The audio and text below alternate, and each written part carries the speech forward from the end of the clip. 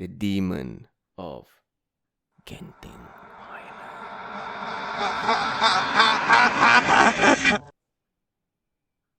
Genting Islands is a place known for its glitzy casinos, cool mountain air, and luxurious resorts. But beneath the neon lights and the ringing of slot machines, whispers of dark secrets flow through the corridors. Tales of gamblers who disappeared without trace, and spirits who stalk the halls of the towering casinos. Mark Tan, a habitual gambler, had heard these stories, but he never cared for them. After all, he believed in luck, not ghosts. Mark had hit rock bottom. Months of gambling had drained his bank account dry, and he was desperate. He needed one big win to clear his debts and walk away from the tables for good. One night, as he sat in a dim corner of the casino, nursing his last drink, an old man approached him. Hard night, huh? The old man rasped, his voice as rough as gravel. Mark didn't bother looking up. You have no idea.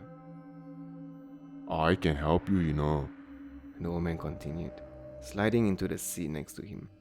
One charm, guaranteed to change your fortune. Mark scoffed. I don't believe in that kind of stuff. The old man chuckled, low and menacing. Maybe you should. Mark finally turned to look at the man and felt a chill run down his spine. The old man's face was pale, his eyes sunken and gleaming with a strange light. His bony fingers held a small, worn charm, a black stone carved with symbols that Mark didn't recognize. For luck, The man whispered, his voice barely audible. just carry it with you. But remember, everything comes with a price. Desperation clouded Mark's judgment. Without asking questions, he took the charm. But what did he have to lose? He shoved it into his pocket and headed back to the casino floor, ignoring the prickling sensation on the back of his neck as the old man's eyes followed him. At first, the charm seemed like a miracle. As soon as Mark started gambling again, his luck turned. The cards fell in his favor, and the roulette wheel seemed to dance at his command. He won big, ridiculously big. Money flowed back into his hands, and with every win, he felt invincible. By midnight, he was up tens of thousands of ringgit. The pit bosses watched him with suspicion, but no one could deny his winning streak. But then, strange things began to happen. It started small. Out of the corner of his eye, Mark would catch fleeting shadows, dark figures creeping along the edges of the casino. At first, he thought it was just his exhaustion playing tricks on him.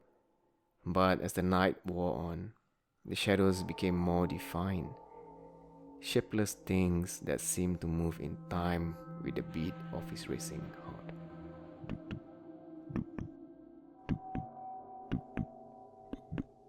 He tried to shake it off. It was just the adrenaline, he told himself, the excitement of winning. But as the clock struck 3 a.m., Mark saw something that froze his blood.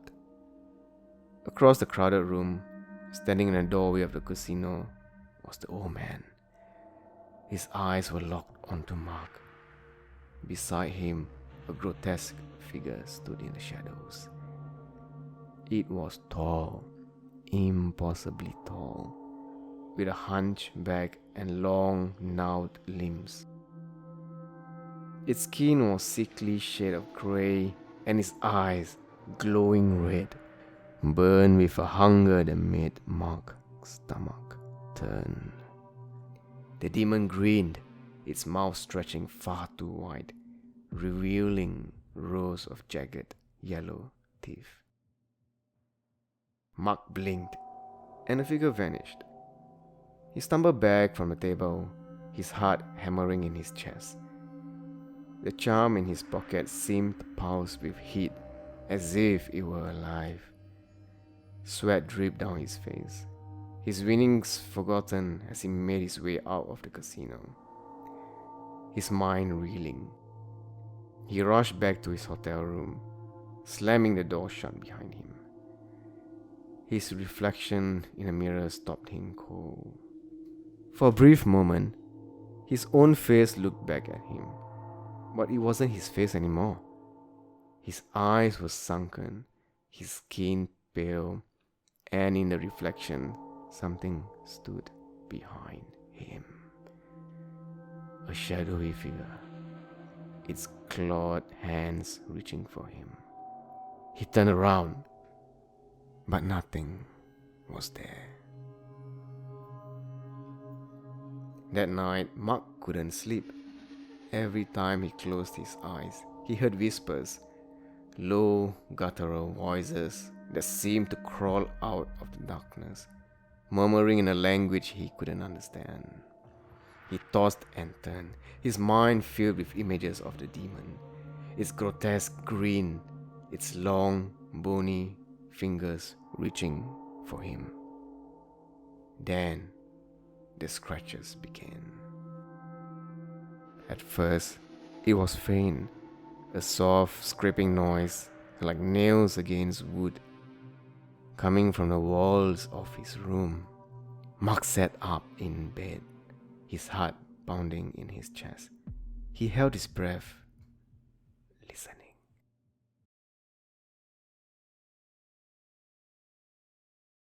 Scratch, scratch, scratch. The noise grew louder, more insistent. It was coming from the ceiling now, like something was crawling above him. Mark's skin prickled with fear as he stared up at the ceiling, his breath coming in shallow gasps. Then, the scratching stopped, replaced by a heavy, oppressive silence. Suddenly, the lights in the room flickered and went out, plunging him into darkness. Mark's pulse quickened as he scrambled for his phone, its screen casting a faint yellow glow in the pitch-black room. His hands shook as he turned on the flashlight and aimed it toward the ceiling.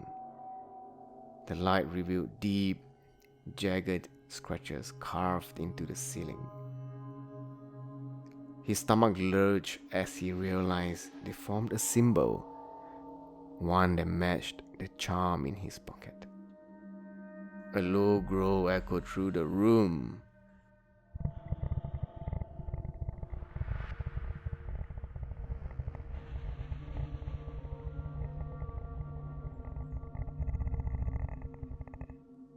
And Mark's phone slipped from his hand, the light spinning wildly across the room before it went completely out. In the pitch darkness, the growling grew louder.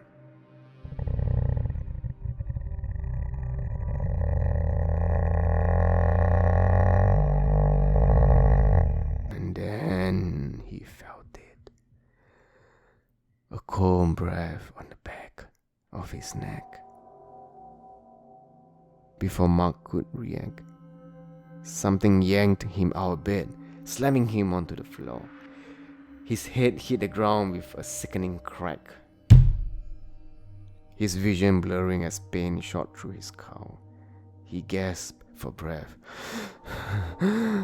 his body paralyzed with fear as he felt cold, clammy hands wrapped around his ankles. dragging him across the floor toward the corner of the room. He screamed, his fingers clawing at the floor, trying to stop whatever was pulling him, but the grip was too strong. As he was dragged into the darkness, he caught a glimpse of the creature. A grotesque, rotting figure, its skin hanging off its bones in ragged strips.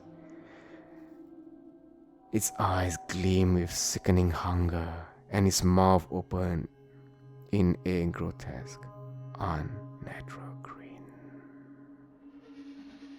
The last thing Mark saw was its jagged teeth as it lunged towards him, sinking its claws into his chest. His screams echoed through the room, but no one came to help. The next morning, the casino was abuzz with rumors. Another gambler had gone missing, leaving behind a hotel room in disarray, scratches on the walls, bloodstains on the floor, and a single black stone charm lying in the middle of the room. Mark Tan was never seen again. His disappearance was chalked up as just another mystery in a long history of the Genting Highlands. But those who know the truth, the old man and the demon lurking in the shadows, know that Mark's soul was claimed, just like the countless others before him. The demon of Genting Highlands waits for the next gambler, the next desperate soul willing to take a risk, and when they do, it will come for them, hungry and relentless, dragging them into the darkness where they will cease to exist, trapped in eternal torment. And the old man, he continues to wait, his charm ready for the next unlucky victim, smiling as the cycle of greed and terror repeats itself.